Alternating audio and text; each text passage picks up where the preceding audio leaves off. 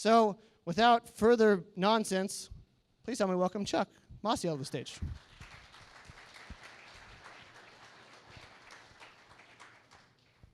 There's no stairs on that side. Microphone. Thank you.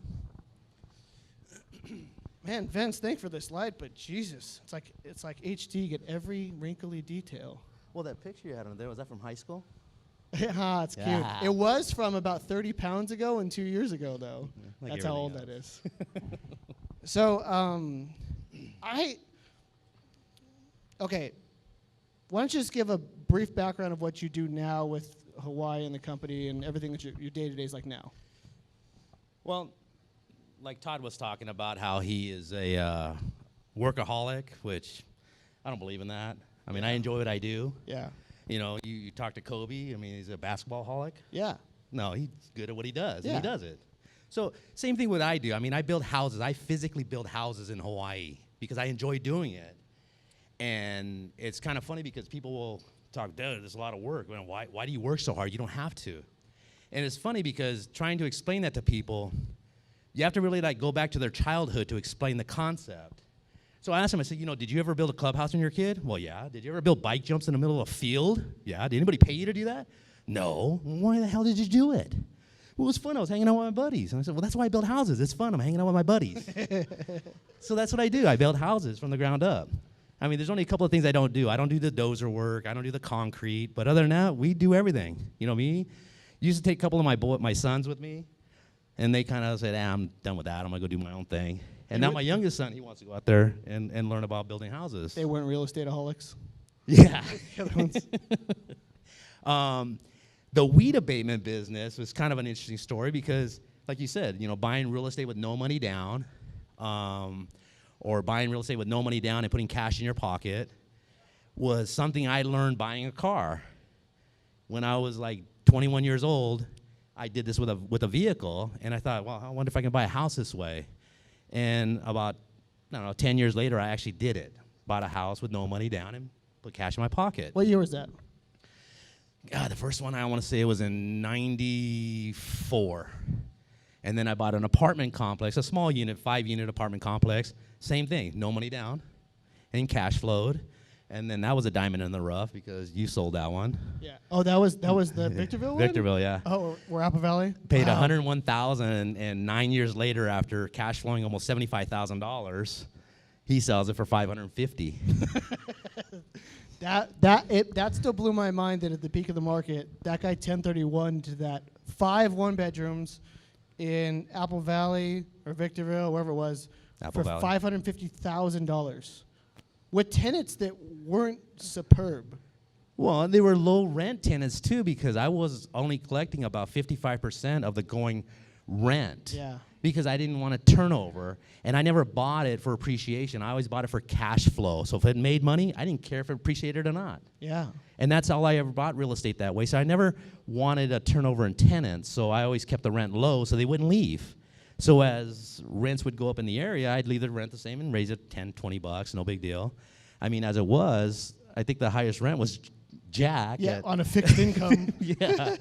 Paying like $300 a month for a 1-bedroom apartment. Yeah. That at the time rent was going for almost $600, but I didn't care. Yeah, I penciled. And then at the same time, the one you sold in Riverside on Citadel. Yeah. You know, I bought that one for like $120,000, put like $5,000 into it, and you ended up selling it for like $350 that same year. Yeah, and that was like a 900 square foot 3-bedroom house. Made into a 3-bedroom. Your family's real estate. Your mom. My mom. Your mom's a rental person. Yeah. Right? So Yeah, but she never taught it. No, but she already did it. She did it, yeah. Yeah, I know we talked about like how you and your mom don't do real estate the same way. Yeah, no. She's old school, raise up 20%, put it down, fix it up, rent it out. Yeah, Yeah. just straight old. So Yeah. because we've talked about borrowing money for your mom for Right. deals and that whole mess. Yeah. So you bought your first deal. The one you bought in '94? Mhm. Did you do that through Ed Hoffman? Was that the first one? No. He helped you buy that? How'd you do that one? No, that one it was an owner carry. Okay. And that one was through a lady who inherited a house. She did a lot of fix-up on it. She wanted to sell it. She was like 70 years old, and I was just 25, and she wanted to be a sweetheart to me and be grandma. Sweet. And she says, well, you know, I'll take $300 a month, and you pay it off, and it's yours. Okay. So I buy for $300 a month, turn around and rent it for $650 a month, and I cash flow on that one. So it was no money down. Yeah. And just paid $300 a month on it. Okay, so there was a time. When did you start buying with the? First of all, how did you learn the option strategy, and when did you start buying with that? Okay. In buying a car, and this was back in 1991, I was dating this girl who worked at Stater Brothers. I mean, I grew up dirt poor. I was poor growing up. You still look poor. I am poor. Yeah, I'm still poor. Well, I look poor, but it's kind of funny. Yeah, whatever. I know it's funny. I don't care. No, okay, hold on. I'm going to interrupt you. We were out in front of, one time I took Billy with me. Bill, sorry. He's my childhood friend, so I still call him Billy. I had to meet up with Chuck somewhere, and we're in front of a Home Depot, and I pull up, and I'm driving, mind you, I'm driving my like brand new F-150 that Chuck had told me that I had too much overhead and we couldn't work together because my overhead was too high. And he's in his 400,000 mile 1990 or 80s, 1990 pickup, and you know, running a tractor all day, hair is all disheveled, sweating, and Billy goes, "That's Chuck?" And I'm just like, "Yeah, that's Chuck." He's like, "Man, he doesn't look like he owns a bunch of property." And I'm like, "No, he doesn't." And to this day, when we're raising money doing projects, I'm like, people's looks and whatever they do doesn't mean anything. No, yeah. Because they don't want to spend all their money, don't own shit. Well, but it's not even that, though. This is what's really funny about things, because I never got caught up into buying toys at retail. I never bought real estate at retail, so I had to buy toys at retail. And it was so funny because during the latter part of the 2000s, well, first of all, in the early 2000s, that's when real estate was just going off the hook. I stopped buying real estate in 2002 because I couldn't cash flow. My mindset was cash flow. And all these other investors were buying it because they were going to flip it later on. It's like, no, I don't flip. If I can't make that monthly payment off the rent, I don't want it. It's no interest to me. You're speculating. I remember that phrase. Right. Yeah. And so I ended up buying with a partner like 12 properties with Rory. Okay. And all those properties we bought were no money down, cash in our pocket, cash flowed on a monthly basis. And then all of a sudden, this crazy thing starts happening in 2002 where real estate's edging up. 2003, edging up. 2004, it's like, holy what's going on?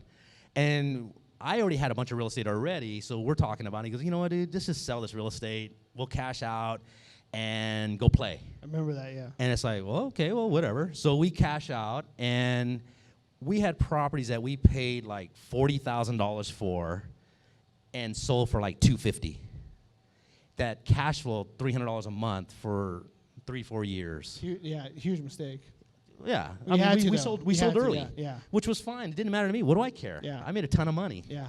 I mean, he ended up making almost $900,000 for doing nothing. Yeah. I made almost $900,000 for doing very little. Yeah. And then I got bored, so I went to Hawaii. Yeah. And started buying real estate in Hawaii, like gangbusters. And here it is, like you said, 10 years later, I'm still in Hawaii. But it humbled me a lot about economics because I kind of got in a mindset that, California rat race and born and raised Californian, if you're in business and you do business, it's always a race. You're always trying to outrun the next mouse. Yeah. And you're always trying to outmaneuver. And I think that Hawaii was probably one of the greatest health things for me. Because I probably would have had a heart attack just from run. Yeah, the three companies. Oh, and yeah. everything, the whole thing's a mess. But see, it's just like that, buying real estate with no money down. I actually bought the company with no money. I actually had Yeah. one of the partners pay me to buy the company. That was while you were working at Stater Brothers. While working at Stater Brothers. Yeah. He comes up to me and he wants to say, hey, man, buy me out of my company. I can't do it no more. And it's like, okay, well, why would I want your company? He goes, well, check it out. And so basically, he took it from under 100,000 to within 7 years made over $1 million a year in the company, and it was a company that had been in business already 14 years, and I did it in 6 years and built it up and wasn't even doing anything. I got bored with a bunch of money. Well, you always say I wasn't doing anything, but I've seen your work schedule, And I text you, and he's like, I'm on a tractor, or whatever he's doing, and it's something physical. Oh, I'm hanging drywall here. It's building a clubhouse. Well, yeah, it's building the clubhouse. Yeah. So I, again, it's whatever you, and it's kind of funny because I'm almost 50 years old. I mean, I'll be 50 the end of this year. Yeah. And it's so funny working at Stater Brothers. There's guys that were 40 years old that looked like they were 70. Yeah. Why? Because they hated the job. Yeah. And it's like, why are you here? Because I have to. Not here, not in America. You can do anything you want. Why are you here? And they just age and age Yeah. and age and age and age. And it's just so funny because most people that economically don't have to physically work turn into what we call a big tub of goo. Well, they're waiting They to can't die. do anything. Yeah, they're just waiting to die. Yeah. So it's like, why? So to ask the question, why do I do what I do? Because I enjoy it. I have fun doing it. It's a blast. So because I interrupted myself, let's go back to the option thing. Yeah. Because that changed because I was so young and so pliable, that changed the entire way I looked at buying real estate. So how the hell did that happen? Okay. Well, part of it, though, for you, when you first approached me with it, because, you started having these deals, like, oh, wow, you're pretty ambitious and trying to work on some stuff. And I remember telling you, dude, don't let money lose the deal. Yeah. And you're like, huh?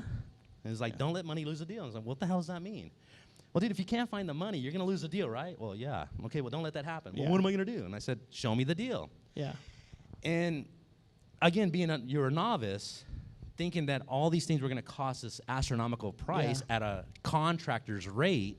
And I look at it going, no, dude, this is sweat equity. If you're willing to get a little dirty and sweat a little bit, then you can really make some money at this. And then I think that deal you thought it was going to cost like $70,000 a rehab. It's like over $50,000, and it ended up being like $24,000, and like. Right, and I look at it, I'm going, dude, if you spend more than $25,000, there's Yeah. something wrong. Yeah. And it was a full-on gut out the house and redo it. And Like just gross. oh yeah, Gross. Oh yeah, it was dirty. But Yeah. Again, it's like walking in. Do you smell that? Yeah, it smells like.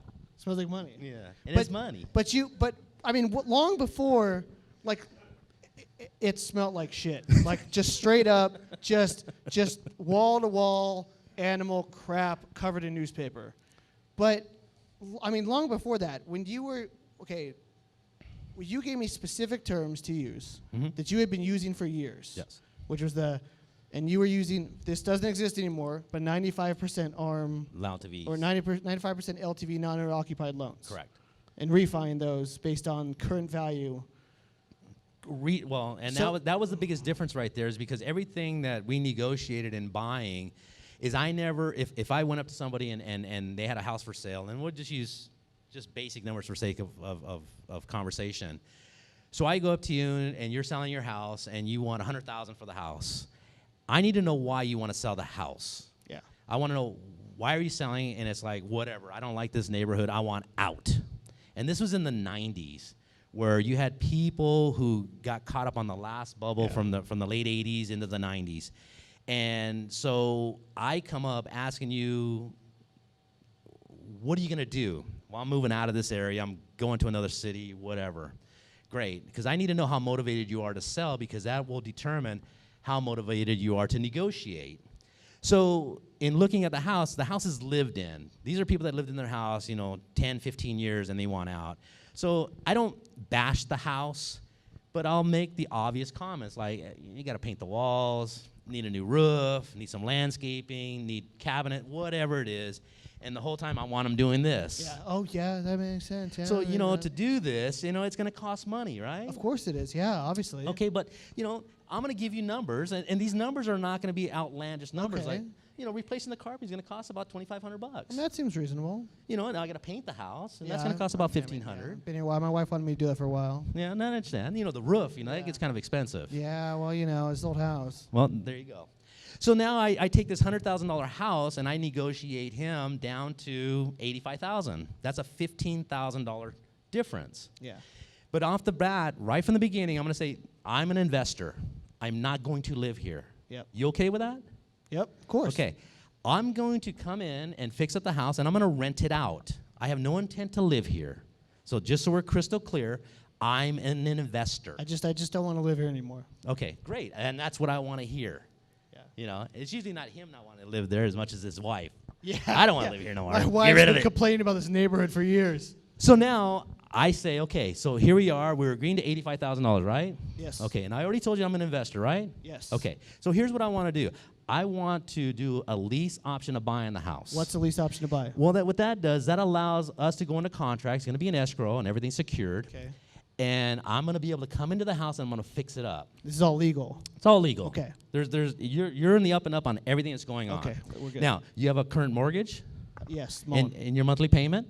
It's about $650. Okay. Well, we're going to make that monthly payment until the most powerful word in the English language, until. How much time do you have with until? Forever. There you go. The most powerful word in a contract is until. So I will make your house payment until I get financing. Okay. And what I'll do is I'll make payment to an escrow company so that you know I'm making the payment and I know the payment's being made. Yeah, my wife would be better off with that. There you She'd go. be okay with that. Okay.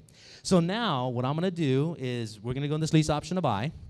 I'm going to purchase a property after I fix it up at appraised value. Okay.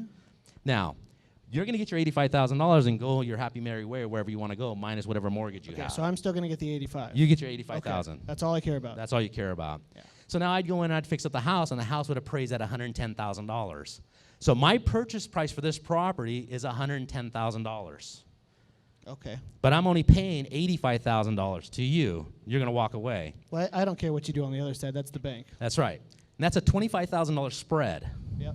Okay. So now at the time, the glorious days of 95% LTVs, I get it fixed up. I get it appraised. It appraised for $110,000. Sweet. So a 95% LTV gives me about $102,000, $103,000. I'm only paying $85,000 for it, Yep. and I'm only going to put in about $5,000 worth of fix-up in it. Yeah, so I got so it'll cash out. $90,000 tied to this property, and I'm going to get a loan for $103,000, A nice chunk of cash up front. Covers your rent vacancies and whatever.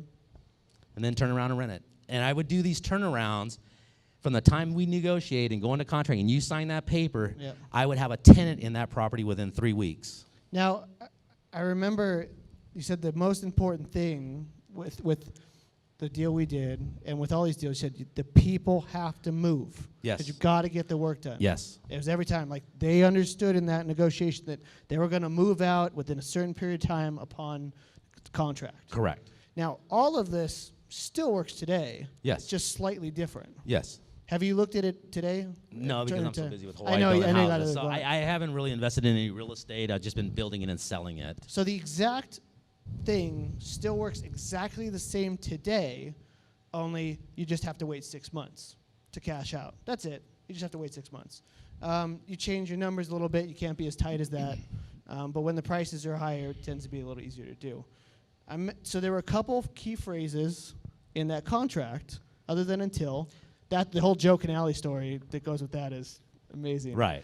But there were a couple key phrases. Well, one of the biggest things is that people would tend to get nervous with this idea of this lease option buy contract. And one of the biggest clauses in it that I would clarify to the seller in clarity, bold print, that would say, in the event you cancel escrow, you pay me my contractor's rate price for all the work I did to the house. And guess what? It's expensive. It's expensive. If, on the other hand, I cancel escrow for whatever reason, you get a house fixed up and I walk away. So it's a win-win, but it's more of a tie that you want out, and that's the motivating part that I want them to leave. Yeah. Now, once they sign that and walk out of the house, it's done. We're moving forward. Now, there's only one other clause. If you're in here and you have a license, you have to state that you're an agent, you're buying the property below market value. The seller understands they are selling that property below market value due to condition or circumstance or whatever the case may be, and has to be fully disclosed. Neither of us are lawyers. This isn't legal advice. Still talk to your attorney. But the phrases should sound something to that effect. Right, and you're protected, and they're protected. And the biggest thing is that everything's above board. You're not trying to finagle anybody. You're not trying to hustle anybody.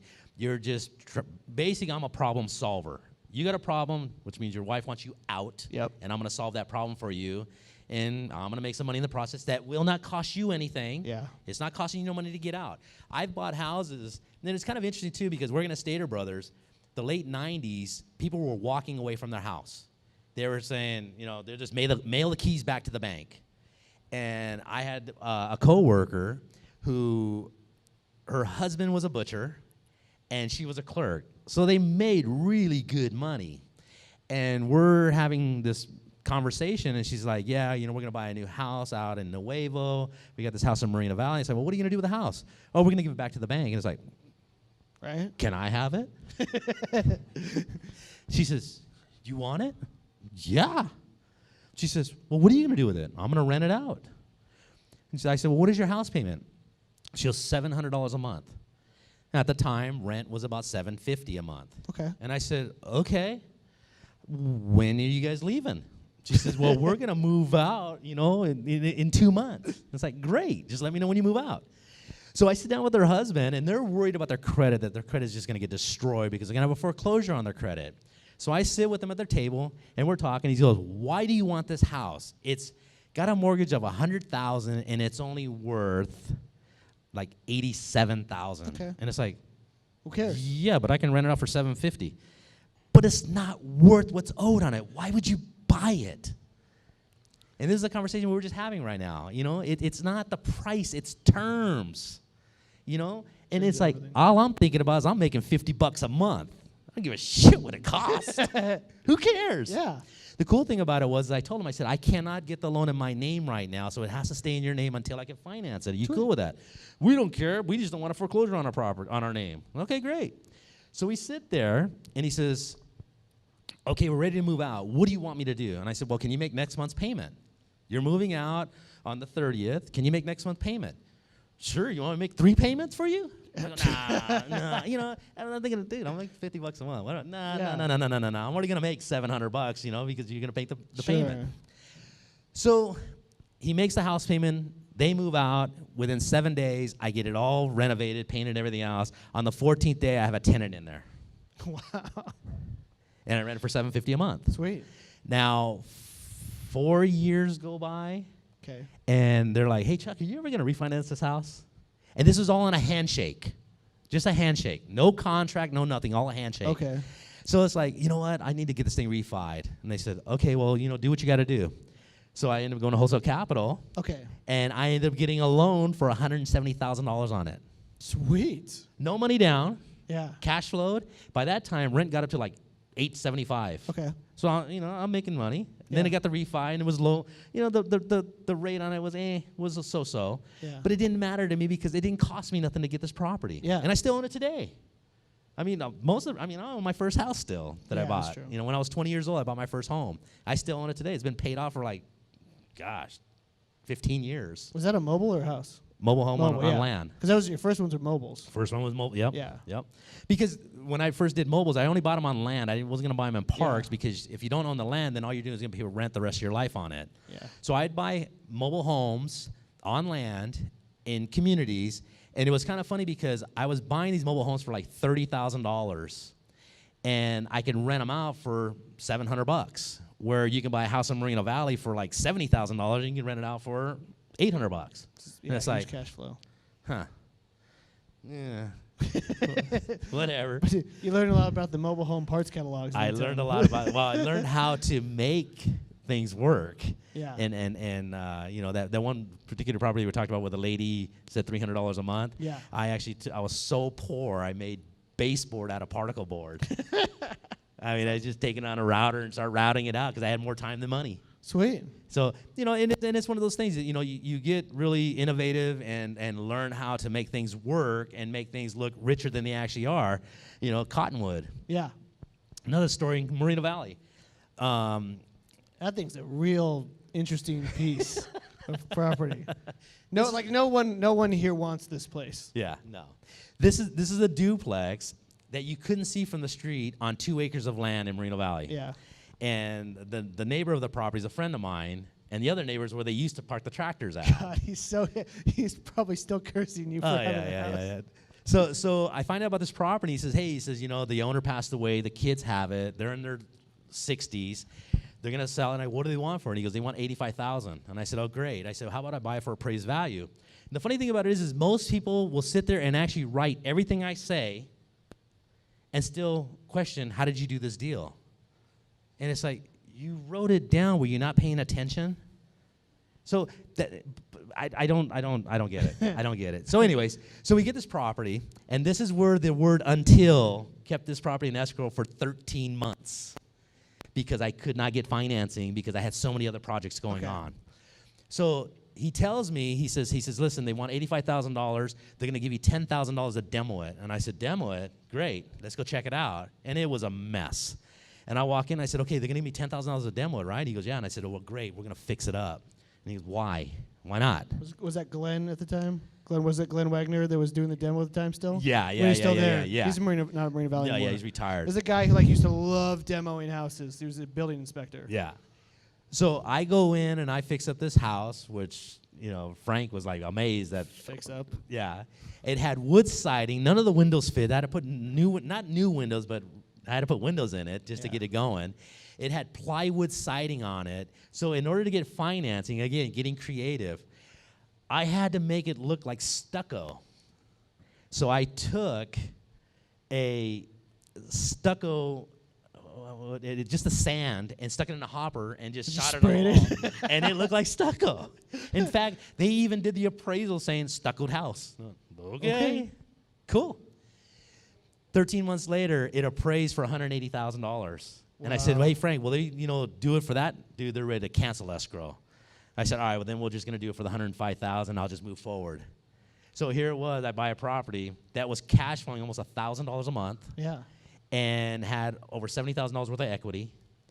And I put no money down on it. You still have Cottonwood, right? I still got Cottonwood, yeah. And it's still Section 8 tenants? No. No, we kind of got away from that because it became too much drama. Do you still have you got rid of all your Section 8 tenants? Pretty much. I think we might have one, and she's like this little old lady. Okay. That is like, okay, well. Because you had 40-something Section 8 tenants. No. 40-something tenants. I had 40. We had 43 rentals at one time. Okay. And then basically started selling off some of the stuff, and then that's when I ended up going to Hawaii. Okay. Yeah. So you have some gnarly Section 8 stories that can probably get pretty hairy. I don't want to go into two of them because your 12-page rental contract alone is a byproduct of that. Any warnings for people working with Section 8 tenants? Here's one of the biggest problems that people have when they come to being property managers, and it's kind of funny because my first rental contract back in 1988 was an 8.5 by 11 sheet. Today, it's 12 pages, 8.5 by 14. And I make them initial just enormous amounts of things on everything that's pertinent on it. Because we ran into everything from, burglaries to insurance issues to spousal abuse issues to just a barrage of things. And, they want you to be accountable. It's like, I don't live there. Yeah. Well, you own the house. I don't live there. So I can't be responsible for your actions or your spouse's actions or anybody else's actions. But the biggest challenge that most landlords run into is they don't do their homework. See, if I have a potential tenant, I don't call their references because what do you think they're going to tell me? Yeah. Oh, he's great. Take him. Yeah. I'm not going to talk to their current landlord. Why? Why are you moving? Yeah. So the best thing you could do on a tenant is show up at their house unannounced. When you walk up to the front door, look at the flower beds. If there's cigarette butts there, guess what your house is going to look like? Yeah. Then once you get to the front door and oh, what are you doing here? Oh, I need a signature on this before I can do X, Y, Z. Man, I just drank a soda. Can I use the bathroom? It's a mess. That's okay. You got kids. I understand. The thing about it is, if you walk into a house and there's clothes all over the place, no problem. Dishes all over the kitchen, no problem. Laundry everywhere, no problem. That's lived in. Toys all over, that's lived in. But when you walk in and see a stack of pizza boxes and cans of beer empty all over the place, that's what your house is going to look like. Yep. Cigarette burns in the carpet, that's what your house is going to look like. And a lot of people don't understand that. It's like, why are you calling their reference? Show up at their house unannounced. Yeah. And then get in the house. Yeah, and look at the car when they pull up. Look at the way they live. Oh, yeah. And that's one of the biggest things. If you get inside the house, you're going to see what your house is going to look like. Especially if they've been there some years. There you go. So can we talk about how you got to Hawaii? Interesting. I Got mean, to Hawaii. Is that, I mean, can we talk about Ron and that whole mess, or like? Well, that wasn't part of going to Hawaii. Going to Hawaii was Jeff. Was Jeff? Yeah. What happened was, this was interesting. In 2001, just to give you a little background, in 2001, I'm working at Stater Brothers part-time, stock crew. Yeah. I have a lawn business that I started for a friend who I got stiff with, Fernando. Oh, yeah. Yeah. And I bought this weed abatement I got paid to buy this weed abatement company, which is really a fun. I'll tell a story. We got time for it. Yeah, we got time. And at the same time, I bought 10 houses in 2001. Okay. And all of them, no money down. I rehabbed them physically myself and got them rented out. And that whole year was a blur. I slept maybe 4 hours a day, and that wasn't all at one time. It was usually 20 minutes on the check stand at Stater's at night, and 2 or 3 hours here and there, but it was always go, go, go, go, go, go, go. And it was kind of interesting because my whole idea of investing in real estate was to have freedom. That was my goal. See, most people, as young kids getting out of high school, what's your goal? I'm going to be retired at 30. Yeah. And everybody talked about being retired at 30. It's like, what does that mean? Then what? What do you do? Well, that was the thing. For me, it was always, I want to be able to retire by 30, but I'm not going to because there's still years of life left. So I was able to retire at 28. I had rental properties that were cash flowing like crazy, and then I did like most people did, started helping family and got into just a mess and got behind on my plan because of helping family. But that whole that whole year was, like I said, was a blur. Well, then the partner that I had, who was more of an anchor than a partner, I stopped buying real estate with him, and that's when we decided to sell the real estate. Yeah. And he ended up basically kind of just going to the wayside, and then finally ended up buying him out of the company. Yeah, he bought out, moved. Yeah. And just to give you an idea of the company, in 1998, the one partner I bought out, they had 3 tractors, and I bought them out for $65,000. In 2006, I bought the second partner out. We had like 10 tractors and a yard and trucks and everything else, and I bought him out for $850,000. And he did nothing to build the company, which was kind of amazing. But when we sold all the real estate, we paid off the company, all our tractors and equipment and everything else. So it was a debt-free company.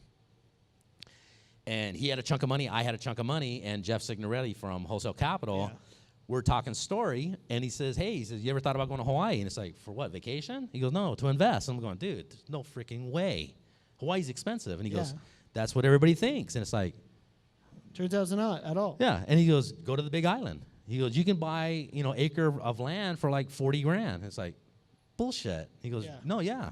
I go, leasehold? He goes, no, fee simple.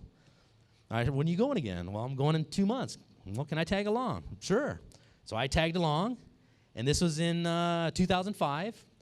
And I look at it, at the property. I look at the packaged homes that they were selling as far as kits that you could build. It's like Sears Homes.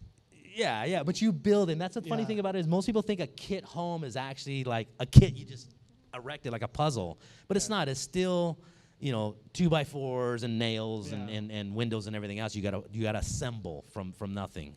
So I look at this. I talk with the realtor, and within 6 months, I bought 18 1-acre lots, got my contractor's license, got my plumbing license, got my electrical license, and then 3 months later, actually partially moved to Hawaii and started building houses because I was why not? Bored. Yeah, then you sucked me into that. Then I show up, and I'm like, what the hell's going on? And I remember leaving going, I don't know how I was going to do it, but it's going to be interesting. And we left, and we tried selling stuff on eBay. Yeah. That was interesting. You can sell real estate on eBay, by the way, and it's international in case you ever have anything to sell to international clients. Well, and Craigslist was a big thing back then, starting up. So Craigslist was a big thing for selling real estate. The islands is a whole different world. Yeah. Most people, when they ask me, are you back in the country? And it's like, I never left. Well, yeah, you went to Hawaii. Did you not study geography in high school or something? Or what? I don't understand. No, I'm just back on the mainland. Yeah, I'm back on the mainland. But that's what's really funny though. But they talk about that Hawaii is the United States, but it's not America. It's not. It's not. And the culture, it's really funny because I acclimated really quick to the culture to be able to communicate with people, because I studied personal communications for about 15 years on how to communicate with people. And the biggest thing was gaining rapport as quickly as possible with them. And so on the islands, you can talk to people and you're like, what did you say? Yeah. And they say it the same way. And they say, I'm sorry, can you say that again? And they'll say it the same way. And it's like, dude, I didn't get it 3 times. Can you change how you're saying this? Because I don't get what you're saying. And it's because they speak pidgin, you know? And it's really funny. Because after a while, I'll just pick up the dialect and all of a sudden, bro, how long you been here? Oh, like 6 months. Oh, no, bro, you've been here longer than that. It's like, yeah, whatever. But, it's gaining rapport with people. Yeah. And that creates a lot of avenues of being able to work with different people. And I've done it on everything. I mean, I've been to New Orleans, where they say, don't walk around here at night. And it's like, why not? Dude, you're going to get mugged. Well, then act like they do.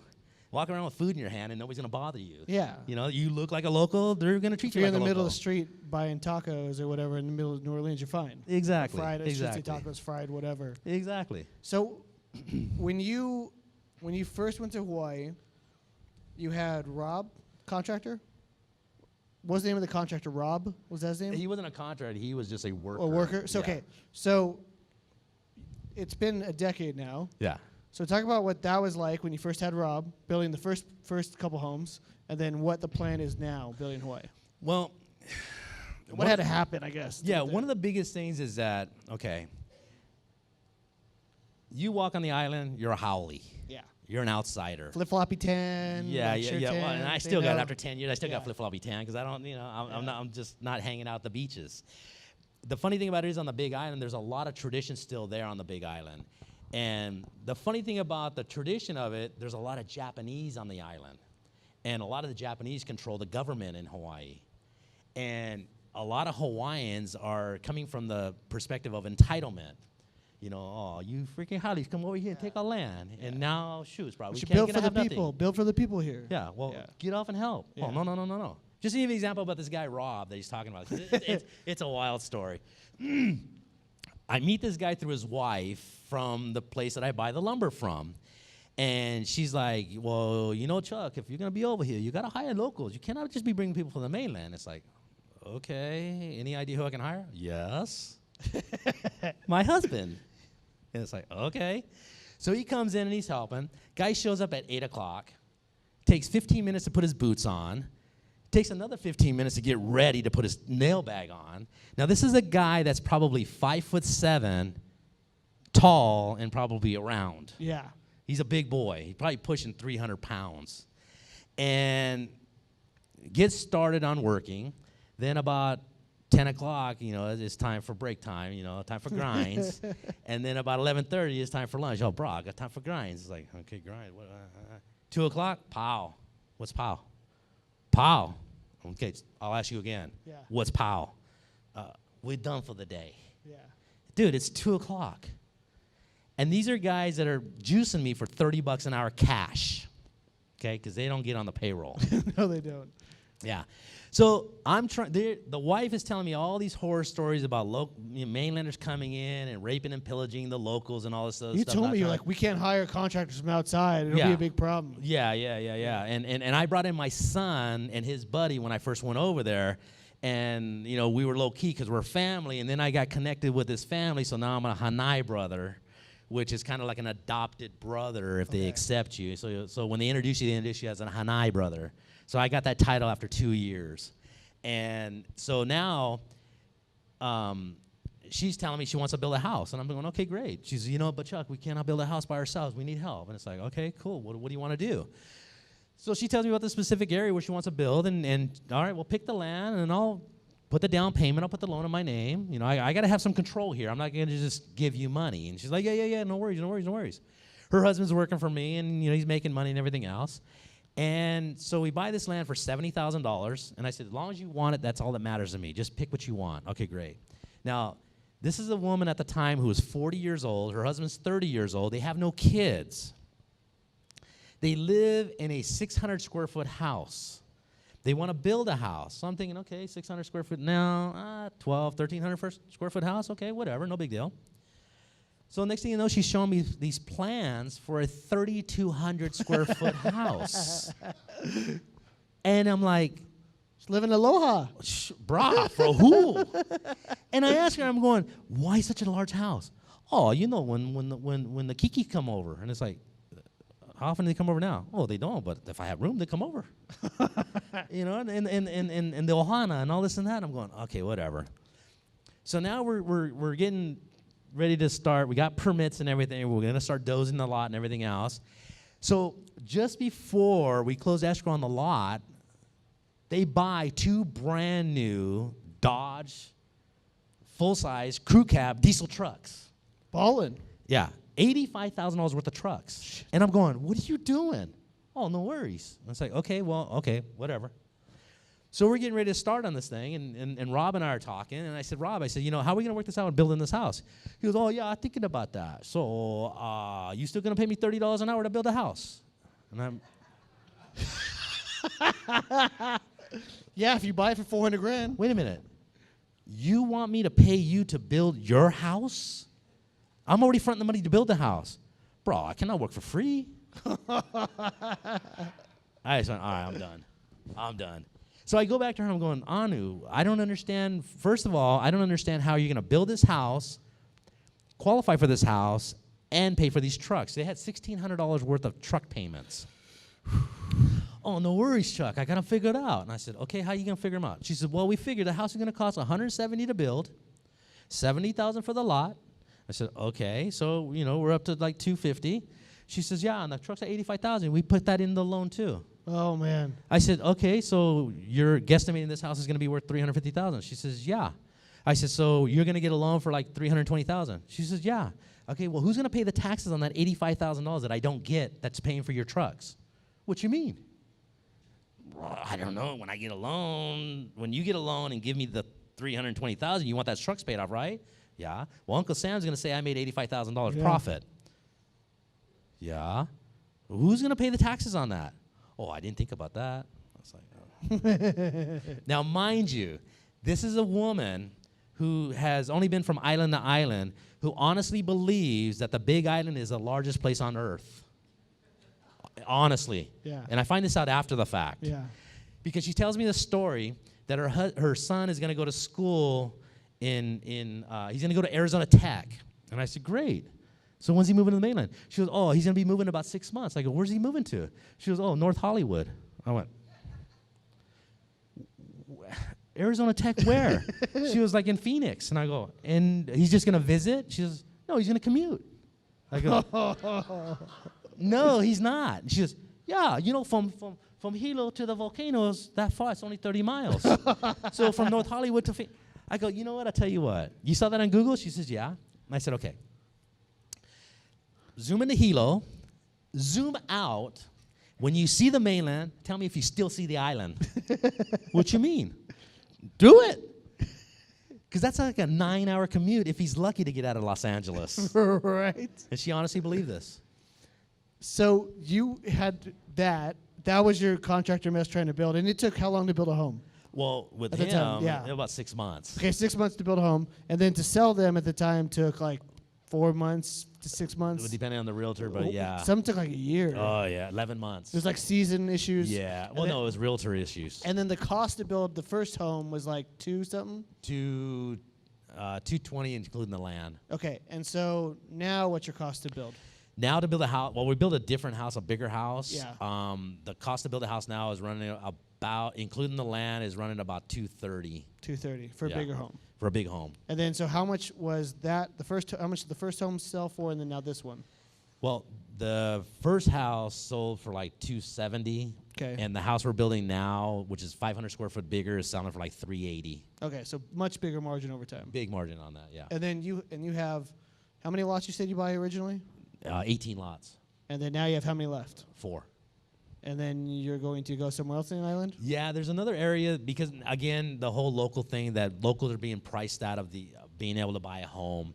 So we got this other area that's up above from where I build now, and there's small 8,500 square foot lots that you can buy for 10 grand. and it's fee simple. You own them, yeah, and it's on the island.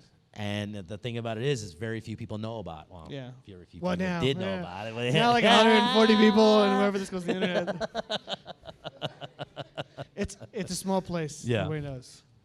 Yeah, so it's trying to help out locals to be able to buy a home because we're talking about building, basic bread and butter, 3-bedroom, 2-bath homes, 2-car garage on an 8,500 square foot lot. Square footage on the house like 1,100 square feet that they can buy for like 180,000. Okay. Yes, it's good.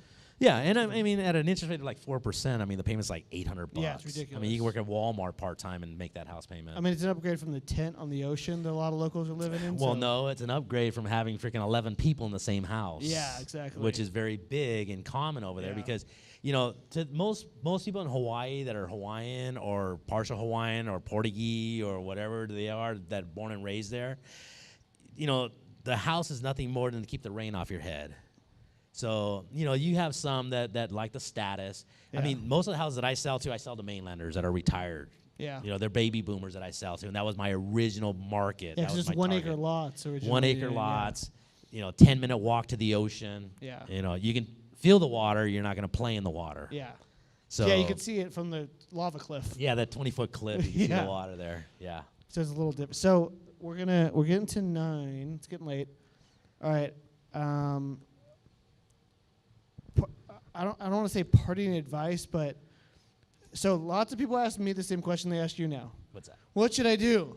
So this is your opportunity to give the Well, it's people- kind of funny because the conversation we're having over here is most people's mindset on investing is always caught up on numbers. Yeah. And the thing about it is price is irrelevant. And I'll give you a scenario. And it is a scenario that I've actually shared with a lot of people, and the age doesn't matter. Just like they talk about employees, Yep. This new generation don't want to work. Well, that's funny because I know baby boomers don't freaking want to work either. Yeah. And all the ages in between that don't want to work. So it isn't a generation. It's just a cultural thing that people have gotten fixated in this, my dad worked in a warehouse. I shouldn't have to work in one. Why? What did you do not to work in a warehouse? Yeah. Well, I was born. Sorry. I want to make, that was one of the biggest things that I went through with like the company, the weed abatement company. In the early 2000s, we started going into a very bad lack of employee workers, that wanted to work. I mean, I ended up having to hire a bunch of ex-cons because labor force was zero. And they hustled. Yeah. And they went into construction. So I ended up with these guys that were literally the bottom of the barrel. Yeah. They either got a job or they went back in.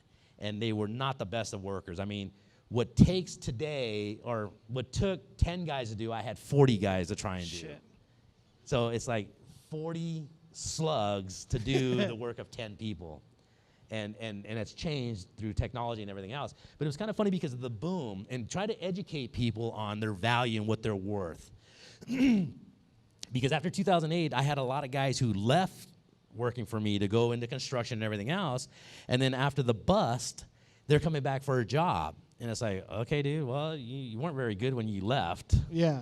So what kind of pay are you looking at? Well, I was getting $24 an hour. Well, okay, now. great. What were you making before you made $24 an hour? 10. That's about what you're worth.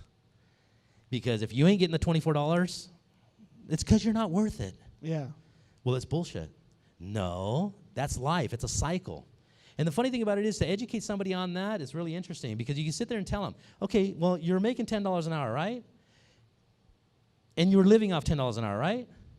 When you got up to $24 an hour, did you put that $14 an hour away for a rainy day? No. Hell no. I was partying like a rock star. Yeah, living well, then up. there it is. Suck it up. Yep. Because the guy who was making the $24 an hour that you were making was making $38 an hour. Now he's making 24 and he's bitching. Yep. Understand that where you started at is what you're worth. You're only worth as much as what somebody's willing to pay you. And that pay is based on what you give for it.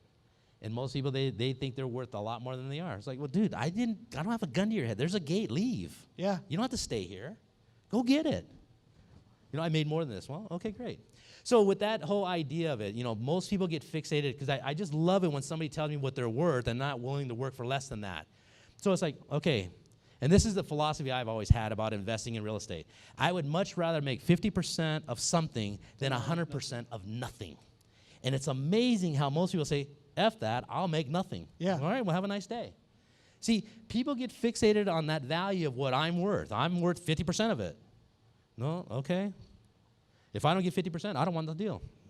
Then don't do it. Don't do it. You know, what most people don't understand, money follows opportunity. It always does and always will follow opportunity. The problem is most people don't want to do what it takes to make that money, to make it work for them. Which, you know, being able to explain to people and understanding about making money. So if you talk to somebody, he's like, well, how much do you make? Well, I make $20 an hour. No. How much do you make? You earn $20 an hour. You don't make $20 an hour. Well, what's the difference? Well, if you don't show up, do you get paid? Nope. Then you don't make it. You earn it because you have to show up to get it. So once you learn that whole idea of how to make money, it works 24/7. Yeah. The whole thing about the no money down was actually creating money with no money. Out of created paper or equity or whatever. Call it phantom money. Yeah. So it's really interesting to explain it to people because it's a really tricky way to understand money. Money's a game. And it's so funny because as early as 22 years old, going to a bank and wanting to do something, they're looking at me like, yeah, no, you can't do that. Okay, well, then tell me how you play your game. Well, this is not a game. This is business. Oh, it's a game. No, it's a game. You just don't understand it's a game. Yeah. You've tricked yourself into thinking this is a real thing that exists and somebody can just make it all up. It's not. But we all made it up. That's it. So tell me your rules. So, it's my rules. No, I was just saying. So No, yeah, to play the game. Yeah. See, that's what's really funny because if you take money out of your pocket and invest it, whatever you get on a monthly basis on that is your rate of return. Yeah. Okay. So if you take $10 or you take $100 and you get $10 a month, your rate of return on that is going to be 10%. Sure. Okay. If you get that month after month after month, that's 120% return on your money. Yep. Okay. So if you lower the money you invest into it and you still maintain the return on it, the percentage increases. So when you talk to people in general and say, okay, well, if I go like this and give you nothing and I get $10 a month, what's my rate of return? It's infinite. Well, 100%. How do you figure? I didn't give you nothing. Well, it's 100% then. And it's and I don't know if that's an educational thing that people were taught that, or a cultural thing, or a belief thing. Because one of the million things is, and this is really an idea for realtors, whatever realtors that are in here. Anytime I talk to a realtor and I'd go up to them and they, well, what are you looking for? I'm looking for bread and butter, 3-bedroom, 2-bath. Well, let me show you something. No. Just give me the list. I'll go look at it. If I'm interested, we'll talk. No. I got to show it to you. Why? Why are you going to waste your time doing that? Well, because that's my job. Done. It's not your job. Done. Because what happens is you get realtors that want, well, how much? What price range are you looking at? Free. How much you want to put down? Nothing. Why am I talking to you? The stupidity of that is like, well, great. How would you do that? They don't. They want to shut you off. Yeah. When I was in my 20s, I dealt with people in their 40s, and they looked at me as a punk kid not knowing nothing. And it's like, you're an idiot. You know? You talk about the apartments. I'm buying the apartments? Yeah. Okay. So we get these apartments up in Apple Valley. Hey, hold on. Does anybody mind if I go another 10 minutes? All right, good. Okay. So here I am on a Sunday at a birthday party up in Apple Valley, and I'm bored to death. So the guy hands me a newspaper. Hey, you want to read the paper? Sure. So I go through the real estate section, and I see real estates in there, triplexes, duplexes. You know, they're like $30,000 a door, and it's like, what the hell? $30,000 a door? Wow. Well, let's check out the rents. Rents are $300 a month. Great. Wow. Okay, so I started doing some research, started doing some calls. At the time, this is back in '96. At the time, they had the 203K investor program that would allow you to borrow money to fix up the property to get it a performing asset. Yeah. Investors screwed that up in 6 months. They canceled it. They just got greedy on it. So anyways, I find out about this 5-unit apartment building up in Apple Valley. Little old lady owns it. She's like 75 years old. Her husband had it built 10 years earlier. She has kids that are in their 50s that don't want it. She's got this management company managing it who's the same realtors that are selling it. So this is, again, a lesson that you want to know about investing in real estate. These realtors that I'm dealing with, these guys are in their 40s, and they're like hippie type guys, you know, with a comb in the back pocket, combing their hair every time they're talking to you, and it's like, okay, dude. He goes, okay, so you want to buy this property? Yeah. Well, what's the price? $99,000. I say, great. I'll do An AITD. You guys familiar with that? Wrap, all-inclusive trust deed. Wraparound contract, One- all-inclusive trust deed. One existing escrow. Todd's already says. One deed of trust, you stack it on top of it, but you put the two together. So it's like two loans combined in one. Well, the one I did, it was the loan stayed in the owner's name, and I made the payments on it, but the title went into my name. Banks don't like that. They'll call a note. Not anymore. They used to. Depending. Yeah. Depending. 1996, the highest foreclosure rate in history at the time. Yeah. So they stopped recording these foreclosures. So I tell the realtor, okay, well, here's what I'll do. I'll make an offer. I'll take over the loan of $99,000 that had 20 years left on it. I'll give her $3,000 down, but I have to make payments on that of $200 a month. Okay, whatever.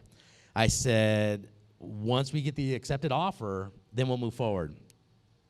So there was another lady that was offering on it too. She was just going to take over the loan, AITD, and that was it. I was going to get her offer $3,000. I met the lady in the lobby, didn't know who she was, she didn't know who I was, and we talked, and they told her who I was outside, and she's, oh, well, he was kind of fun to talk to. So I go in there and they, hey, she accepted your offer. And I said, oh, great. So what do we do now? He goes, well, now we're going to sign the offer. And I said, great. I go, here's what we got to do. No matter what, we have to close escrow on the 2nd of the month. Well, why is that important? Don't worry about it. Just close on the 2nd of the month. And he's like, okay. It's kind of stupid. How much money are you going to put down? I said, nothing. Don't play with me on this. And I said, I'm not going to put any money down. Dude. Ha, ha, ha, ha, ha. So I leave. So this is around the 10th of the month that we're doing this signature on this. Okay. So a week goes by, they're calling me up. Hey, there's no money in escrow. Yeah, don't worry about it. It'll be good. Another week goes by. Hey, there's no money in escrow. What are you doing? You're going to F this thing up. Dude, don't worry about it. So now we're getting towards the end of the month, and we're hitting around the 28th of the month. And they go, you need to get your ass up here, and we need to figure this out. And I said, all right. So we go up there. And they're like, okay, well, you're not going to put any money down. I said, no, I'm not going to put any money down. Well, this is bullshit. And I'm going, why is this bullshit? And he says, because you got to put money in this escrow. And I said, okay, well, what do I need to put in the escrow to close escrow? Or a commission. And I said, okay, well, don't worry about it. No, we're going to worry about it because we got to get this settled down right now. And I said, all right, great. You ready? Yeah. Okay, well, listen real closely because this is the problem most people have. They talk too much and don't listen at all, and they don't see it all. That's the biggest problem. Because here's what happens. When they sit there and they says, okay, well, here's what we're going to do. We're closing on the 2nd, right? Yeah, I don't know why. Because when we close on the 2nd, I'm entitled to 28 days worth of rent. And deposits. And they're like, no, you're not. Yes, if I take ownership. Proration of rent. They have to prorate that rent. And I go, how much you guys collecting in rent? About $2,200. So about $2,000 comes to me. Yep. Can you do that? I don't know. They said, okay, well, that's only $2,000. What about the other $2,800? I said, well, you got deposits on hand, right? I'm obligated to give back to those tenants when they move out. So that's money that's sitting somewhere. Yeah. How much is that? So they look it up, $2,500. Well, that goes in that account too. What's the balance? $300. I guess I'll give you $300. How the fuck did you do that? You wrote it. You're too busy doing this. You're not fucking listening to what's going on. So when somebody comes up to you and tells you about what they want to do, don't say it can't be done. Just say, well, I don't know how to do that, but maybe you can show me how to do that. Why don't you tell me what you want? Most realtors lose deals because they're too caught up in, I'm the realtor, you're an idiot. It's got to be on this car form and go the certain way, and if it doesn't follow what I'm used to, I'm done. I bought that property when I was like 27 years old. And they looked at me as a punk kid, not knowing my ass from the hole in the ground. And afterwards, well, they're probably still broke today. They probably still are. Yeah. I think I ran into a guy like a while ago that was in his 60s, and he had done I had already sold homes, I've been here forever, yada, yada. Oh, I just lost all again, I'm starting over, he's in his 60s. Never bought anything, sold them all to investors. But they're all the same. No, and that's one of the biggest things that, if somebody has an idea or a concept, listen to it. Don't shut it down. If you don't know, and just say you don't know. It's funny, I'll get with people, and I'll tell you, I'm the biggest idiot you'll ever meet. I walk in a room, I'm the dumbest guy in the room. I'm going to learn from anybody and everybody in the room. I mean, I'll agree with that on multiple levels, but sure. But that's what's really funny. Most people walk in the room, and they want to be known as the smartest guy in the room. It's like, you're an idiot. No. The problem is you just don't know you're an idiot. Well, you get two choices. You get to be perceived as intelligent, or people like you, but you don't get both. Exactly. So that's one of the biggest things, like for me. I dress like this. Most of the time I'm full of dirt or oil. I mean, I work on my equipment. Yeah. Do I have to? No. No. Do I have to work? No. But I enjoy doing it, so I do it. Simple as that. Simple as that. So build a clubhouse. Build a clubhouse. Just 3,000 square foot clubhouse. So with In that, Hawaii. we'll wrap up the interview. Guys, thank Chuck for coming out. Give a round of applause.